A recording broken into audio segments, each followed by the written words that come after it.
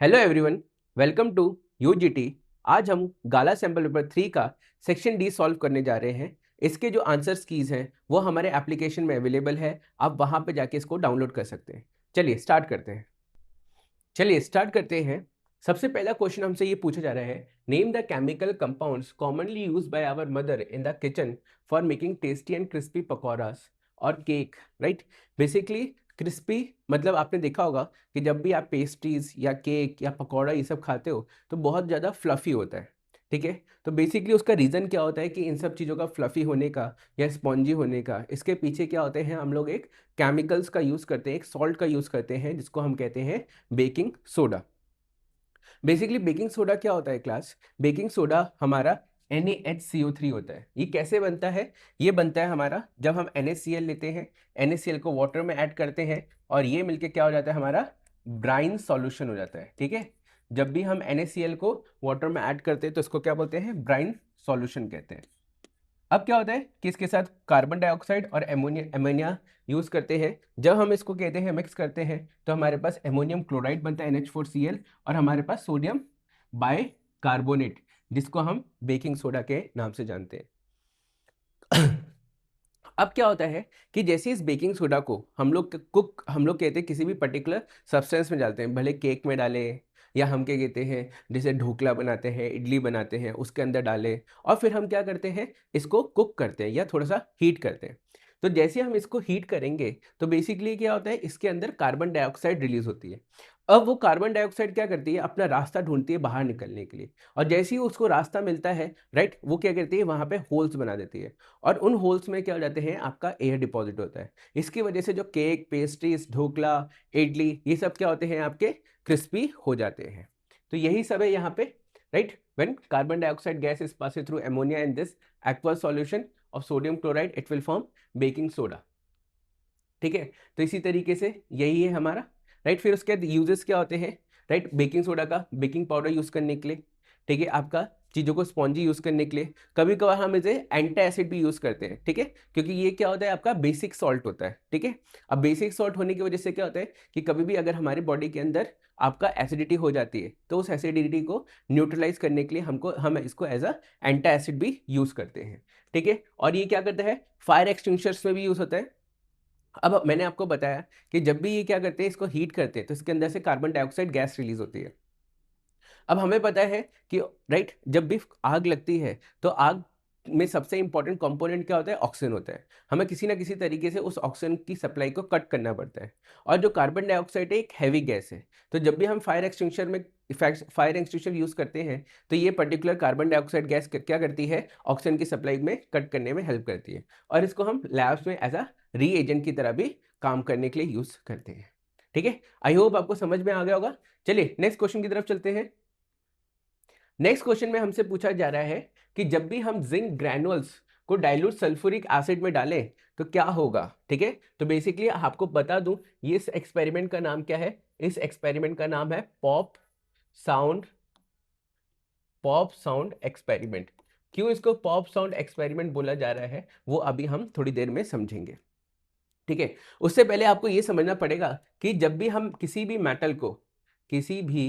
Metal को अगर हम एसिड के साथ किसी भी मेटल को अगर हम एसिड के साथ रिएक्ट करते हैं तो what it will form, it will form salt, it will form salt plus hydrogen gas. ये बेसिक नॉलेज आपको होनी चाहिए। ठीक है, अब यहां पे देखिए, ये जो जिंक ग्रैनुअल्स है ये एक तरीके से क्या है, मेटल है, राइट, ये एक तरीके से मेटल है, और ये क्या है, ये हमारा एसिड है।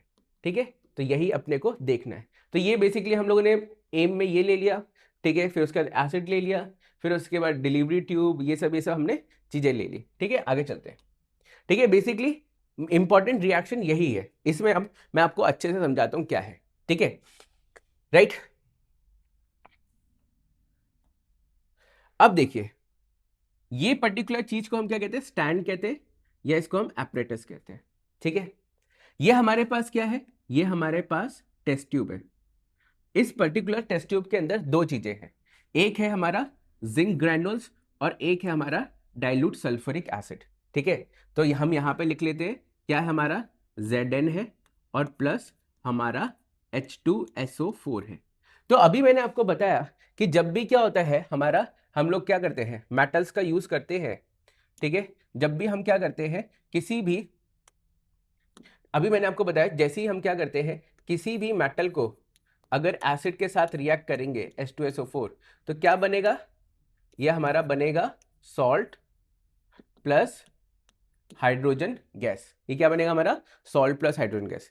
तो हमने क्या किया, इधर इसको मिक्स कर दिया, ठीक है, हाइड्रोजन को। अब ये क्या है, ये एक डिलीवरी ट्यूब है, यहां से यहां तक डिलीवरी ट्यूब है। ये डिलीवरी ट्यूब, इसके अंदर जो वाटर है वो कैसा है, सोप सॉल्यूशन है, ठीक है। अब जैसे ही क्या हुआ आपको पता है कि यहां से कौन सी गैस बनेगी, हाइड्रोजन गैस बनेगी। सॉल्ट जो भी होगा वो यहीं पे सस्पेंडेड होगा, पर जो गैस होती है वो तो लाइट वेटेड होती है, इसलिए वो ऊपर की साइड जाएगी। जैसे ही वो ऊपर की साइड गई तो डिलीवरी ट्यूब के साथ क्या जाएगी, ये आपका सोप सॉल्यूशन में जाएगी। जैसे ये सोप सॉल्यूशन में गई तो यहाँ पे क्या होंगे, बबल्स फॉर्म होंगे। जैसे ये बबल्स फॉर्म होंगे, ये बबल्स क्या होंगे, ऊपर की तरफ जाएंगे, करेक्ट, ठीक है। अब इन बबल्स को हम लोग क्या करेंगे, किसी भी कैंडल या मैच स्टिक्स के कांटेक्ट में लेके आएंगे। जब भी ये किसी कैंडल या मैच स्टिक के किसी कांटेक्ट में लेके आएंगे तो क्या होगा, अगर ये जो बबल्स हैं अगर ये पॉप साउंड करके ब्लास्ट होते हैं, ठीक है, burning of hydrogen gas with pop sound, then it means कि ये हाइड्रोजन गैस है। अगर ये पॉप साउंड से आपके ब्लास्ट नहीं हुए तो इसका मतलब ये हाइड्रोजन गैस नहीं है, ठीक है। तो वहीं पे ये सारी चीजें बताई गई है कि arrange them as a apparatus, ठीक है। यही पूरा का पूरा एक्सपेरिमेंट है, इसी को हम क्या बोलते हैं, पॉप साउंड एक्सपेरिमेंट कहते हैं। फिर यहीं पे है कि बबल्स फॉर्म होंगे, यस बबल्स फॉर्म होंगे, ठीक है, गैस पास करवाई गई, ठीक है। और यहाँ पे ये रिएक्शन है, जब हमने Zn को प्लस H2SO4 के साथ रिएक्ट किया तो it will form ZnSO4 plus H2, right, यही है, करेक्ट। आई होप आपको समझ में आ गया होगा, ठीक है। चलिए आगे चलते हैं, राइट। फिर रिएक्शन विद सोडियम हाइड्रोक्साइड, ठीक है। तो बेसिकली क्या किया है, अब बेस के साथ रिएक्ट किया गया है, ठीक है। तो ये आपका राइट सोडियम जिंकेट बन गया है, और ये भी क्या कर रहा है, आपका हाइड्रोजन गैस रिलीज कर रहा है, ठीक है। तो हमें बेसिकली यही था कि हमारा एसिड के साथ और बेस के साथ रिएक्ट करके मेटल क्या करता है, तो मेटल जब भी एसिड के साथ रिएक्ट करता है हाइड्रोजन गैस देता है, सॉल्ट बनाता है, और जब भी बेस के साथ रिएक्ट करता है तो भी आपका सॉल्ट बनाता है और हाइड्रोजन गैस रिलीज करता है। चलिए नेक्स्ट क्वेश्चन की तरफ चलते हैं। नेक्स्ट क्वेश्चन पूछा गया है, right the structural formula of the following organic this benzene, right. What is benzene class, तो बेंजीन क्या होता है, बेंजीन होता है C6H6। What is benzene, it is C6NH6, ठीक है। अब बेंजीन कैसे बनाते हैं, देखो बेंजीन 1 2 3 4 5 6, ठीक है, ये बना दिया, राइट। अब हम क्या करते हैं, इसमें ऑल्टरनेटिव सेकंड डबल बॉन्ड्स लगाते हैं। ऑल्टरनेटिव मतलब कि यहां लगा दिया, इसको छोड़ देंगे, यहां लगाएंगे, इसको छोड़ देंगे, यहां लगाएंगे, बन गया बेंजीन, ठीक है। फिर आप यहाँ पे H लगा दो, इधर एक H, इधर एक H, इधर एक H, इधर एक H, इधर एक H, इधर एक H, और आपका खत्म, ठीक है। देखो कुछ इस तरीके से बना है, बेंजीन बना दिया। क्लोरोप्रोपेन, प्रोपेन मतलब 3, तो 1, प्रोपेन मतलब 3, C3H7Cl, क्योंकि क्या है क्लोरोप्रोपेन है ना, तो एक हाइड्रोजन कम हो जाएगा, तो 1 2 3। अब यहाँ पे Cl कहीं पे भी लगा सकते हैं, यहाँ लगाओ, यहाँ लगाओ, यहाँ लगाओ, कहीं भी लगाओ, तो मैं यहाँ लगा देता हूँ, तो मैंने यहाँ पे Cl लगा दिया, यहाँ पे H, यहाँ पे H, यहाँ पे H, यहाँ पे H, 1 2 3 4 5 6 और ये 7, ठीक है। वही है, देखो यहाँ पे कहीं पे भी लगा सकते हो, यहाँ लगा सकते हो, कहीं पे भी लगा सकते हो, किसी पोजीशन में लगा सकते हो, ठीक है। हो गया, पहला क्वेश्चन हो गया हमारा, ठीक है। सेकंड वाला क्या बोल रहा है कि व्हाट इज एडिशन रिएक्शन, चलो एडिशन रिएक्शन देखते हैं, ठीक है। एडिशन रिएक्शन, तो सबसे पहले ये जो एडिशन रिएक्शन होता है इसको हम एक और नाम से जानते हैं, that is called hydrogenation reaction के नाम से भी हम इसको जानते हैं। ये बेसिकली जो एडिशन रिएक्शन होता है ये क्या करता है कि जो भी अनसैचुरेटेड हाइड्रोकार्बन्स होते हैं, राइट, उनको आपका सैचुरेटेड हाइड्रोकार्बन में कन्वर्ट करता है। किसमें, अनसैचुरेटेड हाइड्रोकार्बन्स को सैचुरेटेड हाइड्रोकार्बन्स में कन्वर्ट करता है। कैसे करता है एक बार हम देख लेते हैं। चलो मैंने बनाया आपका इथीन, इथीन क्या होगा C2H4, और मैंने अभी आपको बताया कि एडिशन रिएक्शन में क्या होता है आपका, राइट, ये डबल बॉन्ड से मतलब सॉरी अनसैचुरेटेड से सैचुरेटेड में कन्वर्ट होता है, तो ये होगा C2H6, कैसे होगा? तो इसके अंदर हम कैटलिस्ट यूज करते हैं, निकल कैटलिस्ट यूज करते हैं और हाइड्रोजन गैस करते हैं, ठीक है। अब हम क्या करते हैं, इसका हम स्ट्रक्चर बनाते हैं। तो जैसे कि C डबल बॉन्ड C बनाया, एक H यहाँ पे, एक H यहाँ पे, एक H यहाँ पे, एक H यहाँ पे, यहाँ पे हमने निकल कैटलिस्ट रखा, यहाँ पे हमने H2 रखा, ठीक है। अब बेसिकली क्या होता है कि देखो, अब सबसे पहले ये जो निकल कैटलिस्ट होता है, ये क्या करता है कि इनके बीच का जो डबल बॉन्ड है उस डबल बॉन्ड को ब्रेक कर देता है, ठीक है। तो इन्होंने क्या किया, डबल बॉन्ड को ब्रेक कर दिया, ठीक है। ये जो 4 के 4 हाइड्रोजन एज इट इज रखे। अब इसमें 2 एक्स्ट्रा हाइड्रोजन कहां से आते हैं, हम 2 एक्स्ट्रा हाइड्रोजन यहां से देते हैं, तो एक यहां दिया, एक यहां दिया, तो बन गया C2H6, ठीक है। तो वही है कि unsaturated hydrocarbons add hydrogen in the presence of catalyse such as palladium और nickel to form saturated hydrocarbons, ठीक है। इसी को हम हाइड्रोजनेशन रिएक्शन कहते हैं। और इसी हाइड्रोजनेशन रिएक्शन से हम वनस्पति घी, वेजिटेबल ऑयल से वनस्पति घी बनाते थे, या आपने सुना होगा डालडा, राइट। तो डालडा क्या है, एक तरीके से आपका वनस्पति घी है, जो आपका सैचुरेटेड हाइड्रोकार्बन है, और वो हमारी हेल्थ के लिए बहुत ही ज्यादा, राइट, हानिकारक होता है, इसलिए हम उसको यूज नहीं करते हैं। चलिए नेक्स्ट क्वेश्चन की तरफ चलते हैं, राइट। ये वही हाइड्रोजनेशन ऑफ वेजिटेबल ऑयल्स जो मैंने आपको बताया, ठीक है। इस तरीके से आपका एडिशन रिएक्शन है। तो आगे बढ़ने से पहले मैं आपको एक इन्फॉर्मेशन देना चाहती हूँ कि अगर आप 10 GSEB में हैं और अपने बोर्ड एग्जाम की प्रिपरेशन अच्छे से करना चाहते हैं, तो हमने आपके लिए कोर्स लॉन्च किया है जिसका नाम है वॉरियर बैच। इसमें हम आपको पढ़ाएंगे 2 सब्जेक्ट, मैथ्स और सोशल साइंस। इसमें आपको प्रोवाइड किया जाएगा लाइव लेक्चर्स, उसके साथ साथ रिकॉर्डेड लेक्चर्स भी, फिर previous year question paper solution, regular test conduct कराए जाएंगे, और आप हमको ऐप में मैसेज करके अपने डाउट्स कभी भी क्लियर कर सकते हैं। इसके अलावा गाला पेपर सॉल्यूशन, दोनों ही सब्जेक्ट के गाला पेपर वीडियो सॉल्यूशन मिलेगा और आपको सॉल्यूशन की PDF भी मिल जाएगी। फिर previous year question paper from 2022 to 2025, इसका भी वीडियो सॉल्यूशन प्लस सॉल्यूशन की PDF भी आपको हमारे ऐप में मिल जाएगी। Chapter wise important question and objectives, दोनों ही सब्जेक्ट के IMP क्वेश्चंस चैप्टर वाइज और IMP ऑब्जेक्टिव्स मिलेंगे आपको।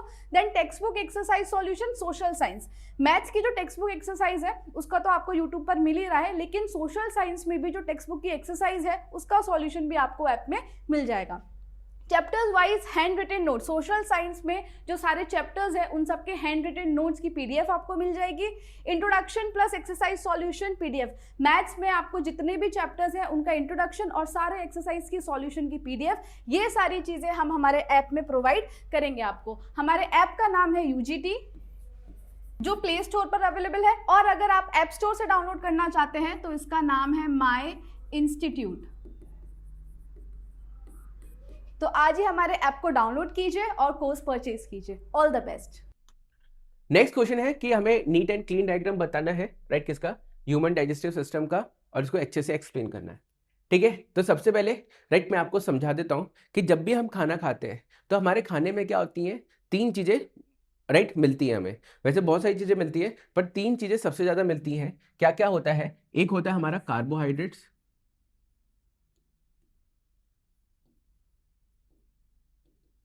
ठीक है, दूसरा होता है प्रोटीन, और तीसरा होता है फैट। लेकिन क्लास क्या होता है कि बेसिकली जो हमारी बॉडी है उनको समझ नहीं आता कि कार्बोहाइड्रेट्स, प्रोटीन और फैट क्या होते हैं, राइट। तो वो लोग क्या करते हैं, वो लोग पहले कार्बोहाइड्रेट्स, प्रोटीन और फैट्स को कन्वर्ट करते हैं जिस लैंग्वेज में वो समझते हैं।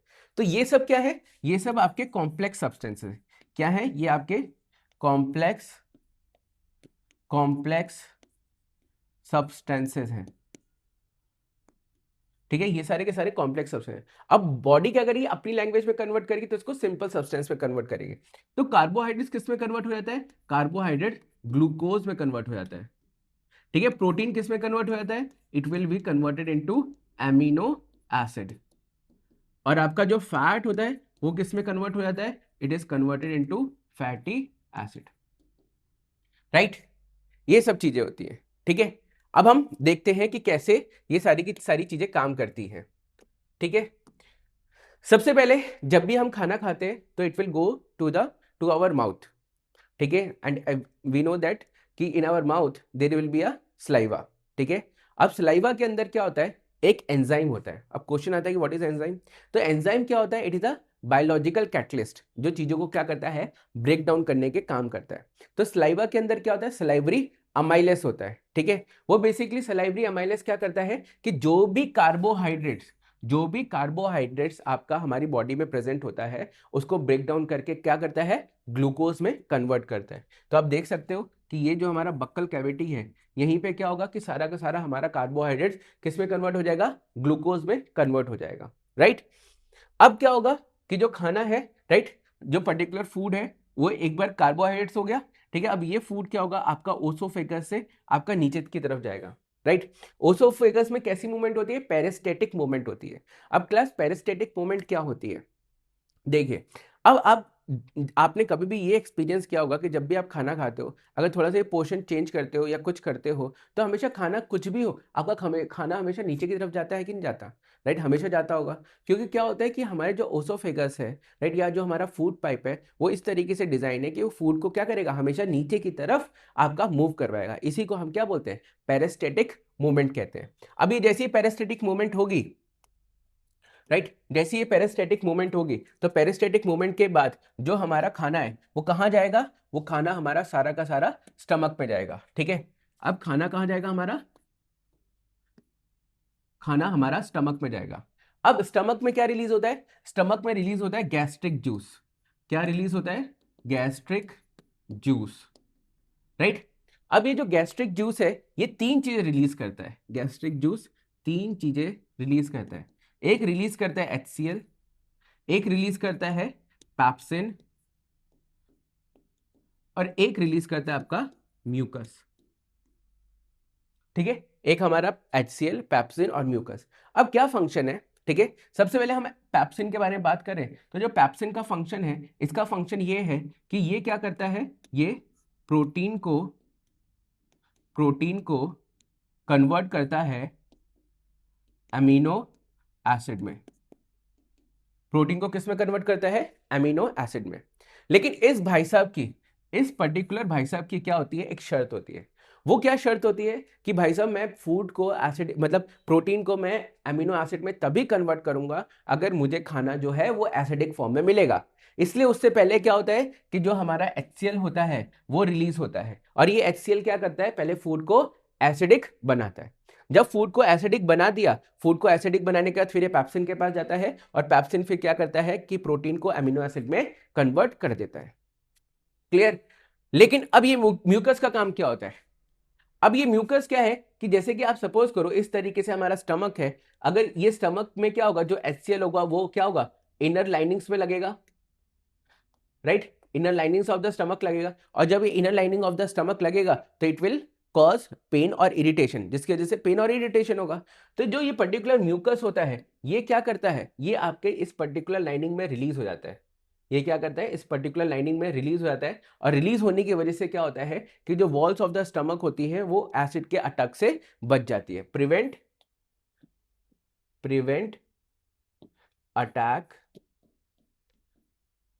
अटैक ऑफ एसिड, ठीक है। यहां पे हमारा स्टमक का काम पूरा का पूरा खत्म हो गया। अब जैसे ही स्टमक का काम खत्म हो गया तो अब हमारा जो खाना है वो कहां जाता है, वो जाता है आपका लिवर में जाता है। अब लिवर क्या करता है, दो चीजें रिलीज करते हैं, एक आपका बाइल जूस, और एक रिलीज करता है आपका बाइल सॉल्ट। एक हमारा बाइल जूस रिलीज करता है और एक हमारा बाइल सॉल्ट रिलीज करता है। आपको याद होगा कि अभी जो हमारे स्टमक्स में खाना था वो कैसा था, उसका मीडियम था एसिडिक। तो अगर ये खाना लिवर में जाएगा, स्मॉल इंटेस्टाइन में जाएगा, पैनक्रियाज में जाएगा, तो ये हमें वहां पे भी क्या करेगा, पेन और इरिटेशन देगा। तो इस वजह से क्या होता है कि जो बाइल जूस होता है वो जो फूड स्टमक से आता है उसको क्या करता है, एल्कलाइन करने का काम करता है। क्या करता है, एल्कलाइन। एल्कलाइन का मतलब क्या हुआ क्लास, ठीक है, it will form basic in nature. वो फूड को पर्टिकुलर क्या करता है, बेस में कन्वर्ट कर देता है, ठीक है।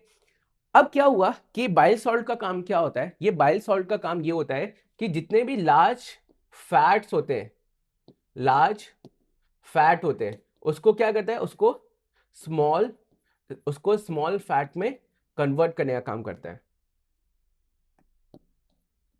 ठीक है। लार्ज फैट्स को स्मॉल फैट में कन्वर्ट करने का काम करता है, ठीक है। जैसे कि देखो इतना बड़ा फैट है, अगर मैं उसको छोटे छोटे टुकड़े में कन्वर्ट कर दूं तो डाइजेस्ट करने में ज़्यादा ईजी होगा ना। तो इसलिए क्या होता है कि जो बाइल सॉल्ट होता है वो बड़े बड़े फैट्स को छोटे छोटे फैट्स में कन्वर्ट करता है, और इसी को हम क्या बोलते हैं, इमल्सी इमल्सिफिकेशन ऑफ फैट के नाम से जानते हैं। ठीक है, जो बड़े बड़े फैट्स को छोटे छोटे में काटते हैं तो इसी को हम क्या बोलते हैं, इमल्सिफिकेशन ऑफ फैट्स के नाम से जानते हैं। अब हमारा जो जो खाना है वो लिवर के बाद कहाँ जाता है, वो लिवर के बाद पैनक्रियास के पास जाता है।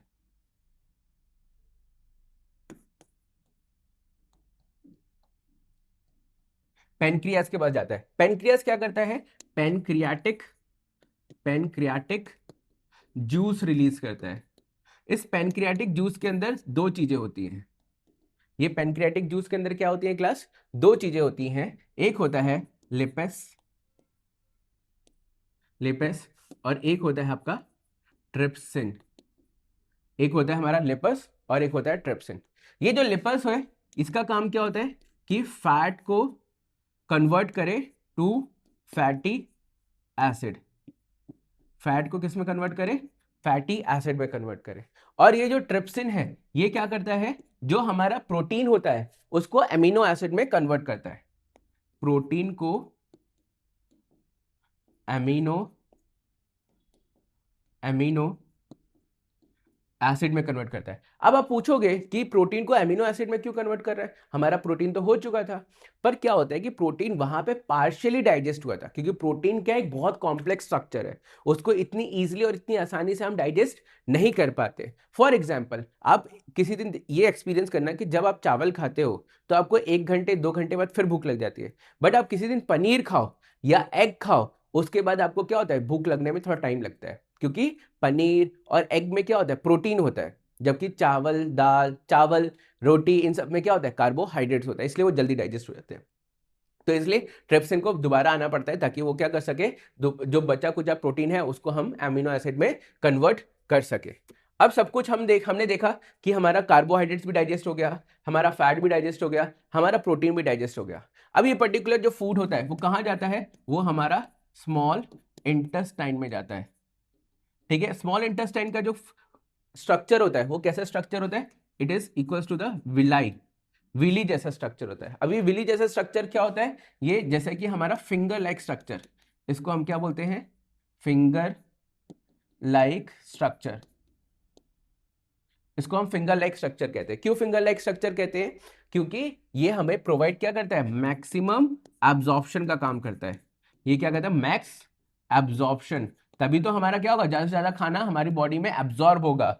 ठीक है, डाइजेस्टेड फूड। इसके बाद जो फूड होता है वो कहाँ जाता है, वो लार्ज इंटेस्टाइन के पास जाता है। लार्ज इंटेस्टाइन ये देखता है कि बेसिकली जो फूड है कोई इंपॉर्टेंट चीज तो हमारी बॉडी से बाहर नहीं निकल रही है, अगर इनकेस निकल रही होती है तो वो उसको रीअब्जॉर्ब करता है, अदरवाइज उसको बाहर जाने देता है, और फिर उसके बाद यहाँ से जो NS होता है यहाँ से हमारा फूड बाहर निकल जाता है। ठीक है, तो इतना हमारा ये पूरा का पूरा डाइजेस्टिव सिस्टम था। ठीक है, राइट। तो यही पूरा समझा है कि digestion of small intestine, action of bile juice, pancreatic juice, इनका क्या एक्शंस है, फिर इंटेस्टाइनल जूस का क्या है, फिर किस तरीके से वो इंटेस्टाइन में फूड डाइजेशन टेक प्लेस करता है, यही सारी की सारी चीजें हैं। चलिए नेक्स्ट क्वेश्चन की तरफ चलते हैं। ठीक है, नेक्स्ट क्वेश्चन पूछा जा रहा है, what is the necessary conditions for the autotrophic nutrition. तो ऑटोट्रॉपिक न्यूट्रिशन क्या होते हैं, जो अपना खाना खुद बनाते हैं, मेक देयर ओन फूड, जो अपना खाना खुद बनाते हैं, मेक देयर ओन फूड, उनको हम कहते हैं ऑटोट्रॉपिक न्यूट्रिशन। तो प्लांट्स, बेसिकली यहाँ पे प्लांट्स है, तो उनके लिए क्या नेसेसरी कंडीशन होनी चाहिए, उनको क्लोरोफिल मिलना चाहिए। ठीक है, उनके पास अच्छी से लाइट एनर्जी एब्जॉर्ब होना चाहिए। ठीक है, वाटर मॉलिक्यूल स्प्लिट होने चाहिए, और ये जो कहते हैं कार्बोहाइड्रेट्स का अच्छे से आपका रिडक्शन होना चाहिए, और उनका ऑक्सीजन क्या होता है, एज अ बाई प्रोडक्ट होता है। ठीक है, तो यही सारी कंडीशन है कि उनको उनको बेसिक कंडीशंस क्या मिलनी चाहिए, नेसेसरी कंडीशंस, कि उनके पास कार्बोहाइड्रेट्स हो, उनको लाइट एनर्जी मिले, उनके अंदर फोटोसिंथेसिस अच्छे से हो। यही सब क्या है, बेसिक कंडीशंस है, किसके लिए, आपका ऑटोट्रॉपिक के लिए। ठीक है, राइट। और इसका बाई प्रोडक्ट क्या है, इसका बाई प्रोडक्ट होता है ऑक्सीजन। ठीक है, कभी कभी रेजिन्स, ये सब एक्सक्रीशन में आ जाते हैं, छोड़ो। ठीक है। What is the function of mucus, तो हमने अभी डिस्कस किया जो म्यूकस का फंक्शन क्या होता है। म्यूकस का फंक्शन ये होता है कि हमें क्या करना है, हमें जो हमारा कहते हैं स्टमक है उसको एसिडिक इफेक्ट से बचाना है। पेप्सिन का काम क्या होता है, पेप्सिन क्या होता है, एक बायोलॉजिकल कैटलिस्ट है जिसका काम ये होता है कि प्रोटीन को अमीनो एसिड में कन्वर्ट करना है। यहाँ यहीं पे लिखा है, is normally protect the inner lining of our stomach, ठीक है, and digest the proteins food in the स्टडिक एसिडिक मीडियम। ठीक है, चलिए नेक्स्ट क्वेश्चन की तरफ चलते हैं। नेक्स्ट क्वेश्चन हमसे डिस्पर्जन ऑफ लाइट पूछा जा रहा है। तो dispersion of light nothing but it is a splitting of white light. Class एक व्हाइट लाइट क्या होती है, आपकी 7 डिफरेंट कलर से बनी होती है। जैसे कि आप यहाँ पे देख सकते हो कि ये पर्टिकुलर ये वाला जो हिस्सा है, पार्ट है बोर्ड का, आपको ब्लैक दिखाई दे रहा है। क्यों? क्योंकि यहाँ पे सारी की सारी लाइट्स एब्जॉर्ब हो जा रही है। ठीक है, बट ये जो चीज है, या ये येलो क्यों दिखाई दे रहा है, ये जो लिखा हुआ है वो येलो इसलिए दिखाई दे रहा है कि जब व्हाइट लाइट इस पर पड़ रही है तो सिर्फ और सिर्फ इसमें से क्या हो रही है, येलो लाइट ही रिफ्लेक्ट बैक हो रही है, इसलिए हमें येलो दिखाई दे रही है। ठीक है, तो हमें समझ में आ गया डिस्पर्जन क्या होता है। डिस्पर्जन होता है splitting of white light into 7 different components, is called this. ठीक है, अब ये क्या होता है, ग्लास प्रिज्म की तरह। Explain the dispersion of white light by the glass prism with the diagram, ये रहा। ठीक है, यहाँ पे क्या हुई कि जो पर्टिकुलर व्हाइट लाइट है, राइट, ये इस तरीके से गई, इस तरीके से गई, और इस तरीके से ये 7 जो लाइट्स है वो हमें देखने को मिली। ठीक है, कैसे याद रख सकते हैं इसको, तो इसको हम विबग्योर, वेब GYOR, ठीक है, violet, indigo, blue, green, yellow, orange और रेड के रूप में याद कर सकते हैं। हम ये भी समझ सकते हैं कि जो रेड होता है वो सबसे ऊपर होता है और जो वॉयलेट होता है वो सबसे नीचे होता है। इसका मतलब क्या हुआ, इसका मतलब ये हुआ कि जो रेड है वो सबसे ज़्यादा स्कैटर करता है और जो वॉयलेट हुआ वो बहुत कम स्कैटर करता है। रेड की वेवलेंथ ज़्यादा होती है, वेवलेंथ का मतलब ये लॉन्ग डिस्टेंस तक ट्रैवल करता है, इसलिए सारे डेंजर के जो सिग्नल्स होते हैं वो रेड कलर के होते हैं। वॉयलेट बहुत कम दूरी तक ट्रैवल करता है, इसलिए जनरली हमें ज़्यादा दिखाई नहीं देता है। ठीक है, तो वही है कि क्या लेना है, थिक कार्डबोर्ड लेना है। ठीक है, सनलाइट को अलाउ करना है कि उस पर्टिकुलर एक स्लिट पे गिरे, ठीक है, बीम ऑफ लाइट पे आए। ठीक है, हमें ग्लास प्रिज्म लेना है, allow light from the slit. ठीक है, turn the prism slowly until the light that comes out of the appears on the nearby screen. Observation, we observe beautiful bands, bands मतलब types, ठीक है, bands मतलब गुच्छा, 7 colors VIBGYOR on the screen और deviation suffered। ठीक है, violet light is maximum deviation हुआ और जो red light था उसका minimum deviation हुआ। ठीक है, अब ये जो डेविएशन है ये सब लिखा है। ठीक है, रेड लाइट का क्या होता है, मिनिमम होता है और वॉलेट का मैक्सिमम होता है। ठीक है, रीजन फॉर द डिस्पर्जन, ठीक है, क्योंकि व्हाइट लाइट 7 कलर से होती है। ठीक है, उनकी सबकी क्या होती है, वेवलेंथ अलग अलग होती है। ठीक है, वेवलेंथ मतलब कितना डिस्टेंस ट्रैवल करती है, सबकी स्पीड अलग अलग होती है, राइट। और कहते हैं coming out from the prism appears a band of 7 colours. ठीक है, बैंड ऑफ 7 कलर्स मतलब 7 का गुच्छा। चलिए आगे चलते हैं, नेक्स्ट क्वेश्चन। नेक्स्ट क्वेश्चन है defined magnetic field and magnetic field lines. तो देखिए अभी मैं यहाँ पे खड़ा हूँ, राइट, मेरी फील्ड कहाँ तक है, जहाँ तक मेरा ये हाथ गया है, मतलब इसके बियॉन्ड तो नहीं जा सकता ना मैं, इसके बियॉन्ड नहीं जा सकता, तो मतलब मेरी रेंज।